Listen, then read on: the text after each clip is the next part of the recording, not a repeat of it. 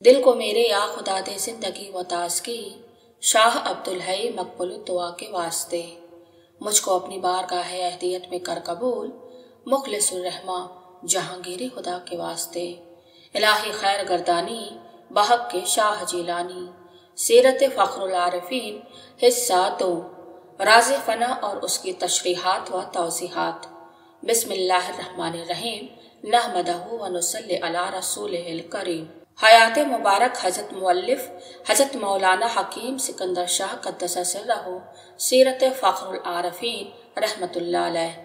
اج ناشر خضر راہ عرفان، مشعل انوار یزداں، خلیل اللہ شاہ، محبوب فخر العارفین، طبیب روحانی و جسمانی، حق آگاہ شیخ الاسلام حضرت مولانا حکیم سکندر شاہ قدس سرہ۔ حضرت مولانا حکیم سکندر شاہ قدس سرہ آپ اپنے زمانے کے جامع شریعت و طریقت کامل و اکمل بزرگ تھے۔ آپ کے موریث اعلیٰ سادات قبار اور شرفائے کشمیر سے تھے۔ تجارت کے سلسلے میں بنارس آئے اور وہیں مقیم ہو گئے۔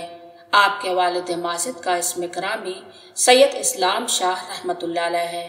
بنارس کی سربراہ شخصیت تھے۔ سلسلہ معاش تجارت و کاروبار تھا۔ آپ کے والد ماجد بہت عابد، زاہد اور متوکل بزرگ تھے۔ آپ رحمۃ اللہ علیہ کی ولادت آپ کی ولادت باسعادت 12 مئی 1881 مطابق 1298 ہجری میں بنارس میں ہوئی۔ ابھی آپ کی عمر صرف 6 مہینے کی تھی کہ آپ کے والد ماجد کا وصال ہو گیا۔ جناب احسن شاہ صاحب اور ام محترم جناب میر حبیب اللہ صاحب کی زیر سرپرستی ابتدائی تعلیم شروع ہوئی۔ آپ نے اپنے ذوق و شوق سے ابتدائی تعلیم کی تکمیل کی۔ آپ فطرتاً بہت ذکی، فہیم اور قوی الحفظ تھے۔ خدا داد صلاحیت و قابلیت پہلے سے ہی موجود تھی۔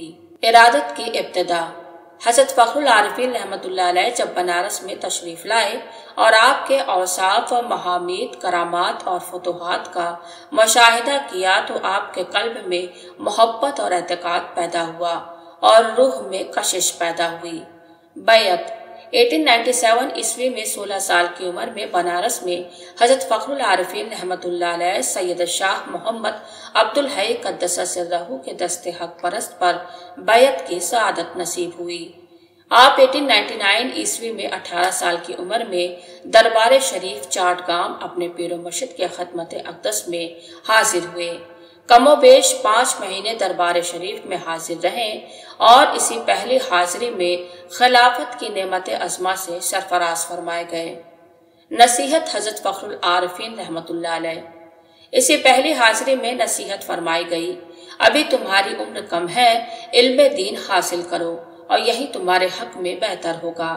اپنے پیر و مرشد سیدنا فخر العارفین قدس سرہ کی نصیحت اور ارشاد کے مطابق آپ حضرت مولانا ہدایت اللہ صاحب رامپوری کے خدمت میں مدرسہ خفیہ صوفیہ جونپور میں تشریف لے گئے اور دینی تعلیم میں مصروف و مشغول ہوئے۔ تعلیم کے سلسلے میں 3 سال تک جونپور میں قیام فرمایا۔ تعلیم کا سلسلہ جاری تھا کہ آپ کے استاد محترم حضرت مولانا ہدایت اللہ کا وصال ہو گیا۔ ان کے وصال کے بعد بقیہ درس کتب حضرت مولانا یحییٰ صاحب کانپوری سے ختم کی اور دورہ حدیث شریف بھی حضرت مولانا یحییٰ صاحب کانپوری ہی سے پورا کیا۔ دنیاوی تعلق کے لیے رہنمائی دینی تعلیم کی تکمیل کے بعد آپ حضرت پیر و مرشد کے خدمت اقدس میں حاضر ہوئے۔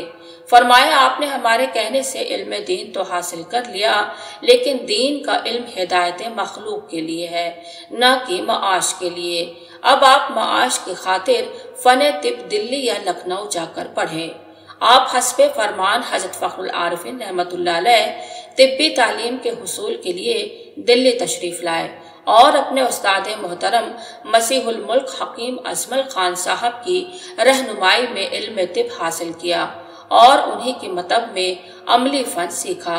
فن طب کی تکمیل کے بعد جب آپ حضرت اقدس رحمۃ اللہ علیہ کے خدمت میں حاضر ہوئے تو ارشاد گرامی ہوا کہ آپ اپنے وطن میں مطب شروع کریں۔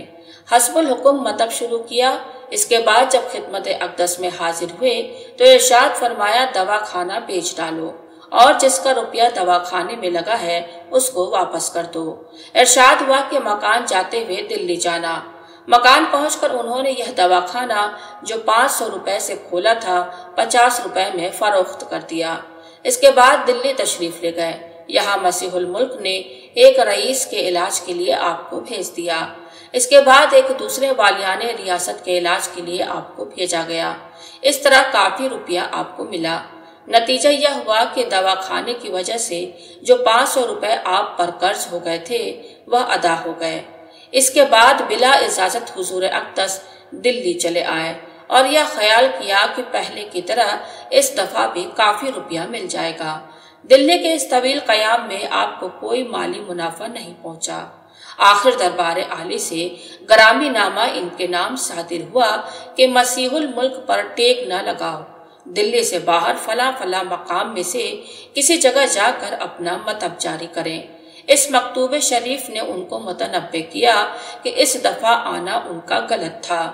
پہلے سفر میں غیر معمولی کامیابی ہونا حضرت قبلہ رحمت اللہ علیہ کی دعا کی برکت سے تھا۔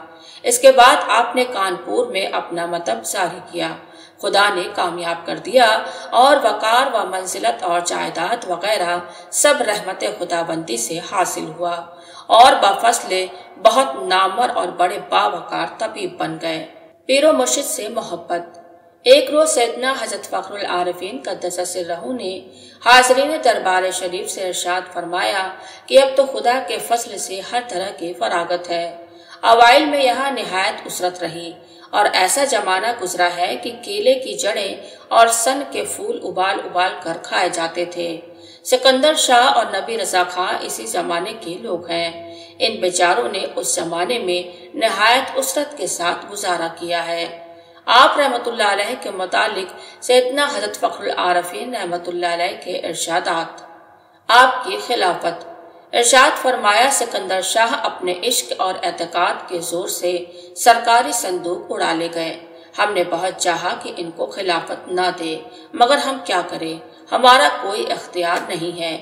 کیا وہ ہمارے رشتہ دار تھے یا منشی عبدالقدیر دہلوی اور نبی رضا خاں رامپوری ہمارے رشتہ دار تھے، ہمارا کچھ اختیار نہیں۔ عشق کی راہ۔ ارشاد فرمایا نبی رضا خاں صاحب ریاضت کے راستے سے اور سکندر شاہ عشق کی راہ سے آئے ہیں۔ ارشاد فرمایا سکندر میں جو بات ہے وہ کسی خلیفہ میں نہیں، وہ میری گدی پر بیٹھا ہے۔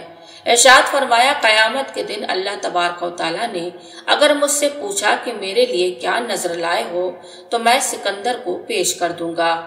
سکندر کو اگر چاک کر کے دیکھا جائے تو اس کے ہر رگ و ریشے میں مجھے دیکھو گے۔ خلیل اللہ شاہ۔ سیدنا حضرت فخر العارفین قدس سرہ نے آپ کو خلیل اللہ شاہ کے لقب سے بھی نوازا ہے اور شیخ الاسلام کے خطاب سے بھی یاد فرمایا ہے۔ صاحب مقام۔ حضرت سیدنا نے ارشاد فرمایا صاحب حال بہت ہیں، صاحب مقام کم ہے۔ سکندر شاہ صاحب مقام ہے اور ان میں عاجزی و انکساری از حد ہے۔ آپ کی منزلت۔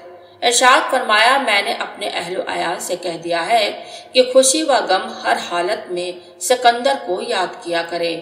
میرے صاحبزادے خوشی اور غمی میں میرے متعلق کچھ دریافت چاہیں تو سکندر سے دریافت کر لیا کریں، ان میں کچھ سمجھنے کی صلاحیت ہے۔